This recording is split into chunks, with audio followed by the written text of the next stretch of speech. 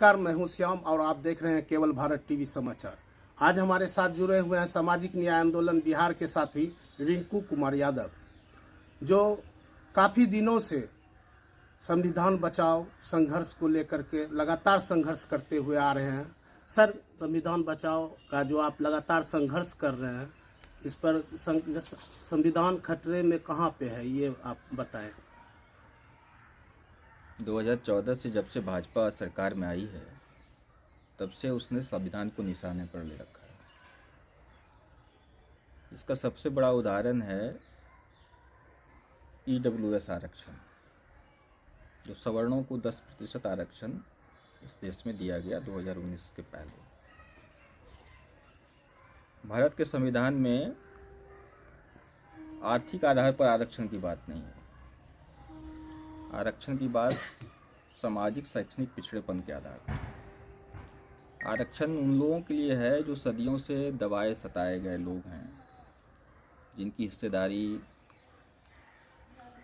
और शासन प्रशासन की संस्थाओं में नहीं है, जो यूनिवर्सिटी कॉलेज में नहीं है, जो जुडिशरी में ब्यूरोक्रेसी में नहीं है। उन लोगों के लिए आरक्षण की व्यवस्था संविधान में की गई। इस देश को चलाने में उनकी भी भागीदारी, दलितों की या आदिवासियों की, पिछड़ों की, तो उनकी भागीदारी आज़ादी के बाद तो आज भी बहुत कम है।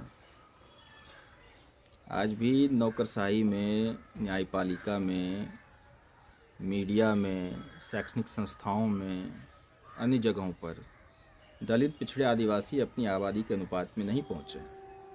लेकिन मोदी सरकार ने इनकी हिस्सेदारी कैसे बढ़ेगी आबादी के अनुपात में, इसके बजाय सवर्णों को आरक्षण देने का काम किया। आर्थिक आधार 10% आरक्षण, संविधान को बदलते हुए, संविधान के सामाजिक न्याय के पिलर को तोड़ते हुए ये संविधान पर बड़ा हमला है। और इसके जरिए मोदी सरकार ने फिर से ब्राह्मणवादी सवर्ण वर्चस्व को एक तरह से बने रहने की गारंटी। उसके बाद आप देखेंगे कि नागरिकता संशोधन कानून लाया गया। हमारे संविधान का जो सेकुलर बुनियाद, जो धर्मनिरपेक्ष बुनियाद है, उस पर बड़ा हमला किया गया और नागरिकता संशोधन कानून लाया गया। इस तरह से देखेंगे कि मोदी सरकार चौतरफा हर रोज संविधान पे हमला। अभी जैसे कि राम मंदिर के उद्घाटन में जिस तरह से मोदी सरकार की हिस्सेदारी है, ये धर्मनिरपेक्षता के खिलाफ है, ये संविधान के खिलाफ है। पूरी तरह से राम मंदिर उद्घाटन को सरकारी आयोजन बना दिया गया। इसकी इजाजत संविधान नहीं देता। प्रधानमंत्री का पद संवैधानिक मूल्यों मर्यादाओं से बंधा हुआ है, धर्मनिरपेक्ष वसूलों से बंधा हुआ है। लेकिन संवैधानिक मूल्यों की, मर्यादाओं की, धर्मनिरपेक्षता की धज्जियां उड़ाते हुए मोदी सरकार, मोदी जी राम मंदिर उद्घाटन में शामिल। तो आप देखेंगे कि रोज संविधान की धज्जियां उड़ाई जाएंगी, रोज लोकतंत्र पर हमले हो रहे हैं। और अगर ये सरकार 2024 में फिर से आ जाती है तो संविधान और लोकतंत्र को ये ठिकाने लगाने के लिए आगे बढ़े। और इसलिए हम लोगों ने मुहिम चला रखा है कि संविधान और लोकतंत्र को बचाया जाए, देश को बचाया जाए। और हम लोग आम लोगों के बीच जा रहे हैं, उनको जगाने का काम कर रहे हैं, क्योंकि संविधान और लोकतंत्र की ज़रूरत इस देश के दलितों, आदिवासियों, पिछड़ों को है, महिलाओं को है। क्योंकि संविधान ने उनके लिए आगे बढ़ने का रास्ता खोला, लोकतंत्र ने उनके लिए आगे बढ़ने का रास्ता खोला। और अगर ये संविधान और लोकतंत्र खत्म हो जाएगा तो उनके आगे बढ़ने का रास्ता बंद हो जाएगा। और फिर से वो जो संविधान लागू होने के बाद जो उपलब्धियां उनके हिस्से आई हैं, जो कुछ हक हिस्सा मिला है, जो भी सम्मान अधिकार मिला है, वो सब खत्म हो जाएगा।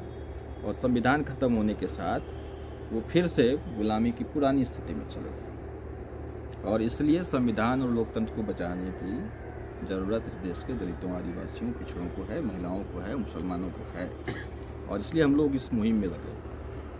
अभी अब संविधान बचाने की मुहिम चल रही है, विपक्षी पार्टियां भी एकजुट हुई हैं। नीतीश जी ने बहुत महत्वपूर्ण भूमिका अदा की इस मामले में, लेकिन उन्होंने फिर से भी पाला बदल लिया, वो फिर से भाजपा के साथ चले गए। जी, वो बोलते भी थे कि जाति आधार पर। हाँ, पिछले दिनों यहाँ पे जाति गणना करवाई उन्होंने, आरक्षण भी बढ़ाया, ये सब काम किया, लेकिन फिर से वो भाजपा के साथ चले गए। अब भाजपा के साथ वो चले गए और भाजपा जो कह रही थी कि नीतीश जी के लिए दरवाज़ा बंद है, तो भाजपा ने भी दरवाज़ा उनके लिए खोल दिया। कहीं ना कहीं भाजपा को ऐसा तो नहीं इसका लगा। मतलब साफ है कि जिस मोदी चेहरे की बहुत बात की जा रही है कि मोदी का चेहरा है तो भाजपा 400 के पार फिर जाएगी, राम का भरोसा है तो भाजपा 400 के पार जाएगी। इसका मतलब है कि बिहार में आज भी राम के भरोसे और मोदी के चेहरे के बल पर वो जीत हासिल करने की स्थिति में नहीं है, और इसलिए उनको फिर से नीतीश के कंधे का सहारा लेना पड़ा। इसका मतलब है तो बिहार की जमीन पर आज भी भाजपा निर्णायक तौर पे काबिज होने की हैसियत में नहीं है। अब नीतीश जी ने पाला बदलकर एक तरह से कहिए तो अपने आप को इतिहास के कूड़ेदान में खड़ा कर दिया। उन्होंने पाला बदलकर बिहार के, देश के दलितों, आदिवासियों, पिछड़ों, अति पिछड़ों के साथ बड़ा विश्वासघात किया। उन्होंने पाला बदलकर एक अपमानजनक राजनीतिक अंत को कबूल किया। अब सवाल है कि नीतीश जी ने पाला बदल लिया, लेकिन इस देश के, बिहार के दलितों, आदिवासियों, अति पिछड़ों और मुसलमानों, अल्पसंख्यकों की ज़रूरत तो संविधान है, लोकतंत्र है, उनको बचाना होगा। इसलिए नीतीश कहीं जाएं, हमको समाज को एकजुट करने का काम आगे बढ़ाना होगा, क्योंकि इस समाज की जो सताए दबाए लोग हैं, जो शोषित लोग हैं, उनकी ज़रूरत संविधान लोग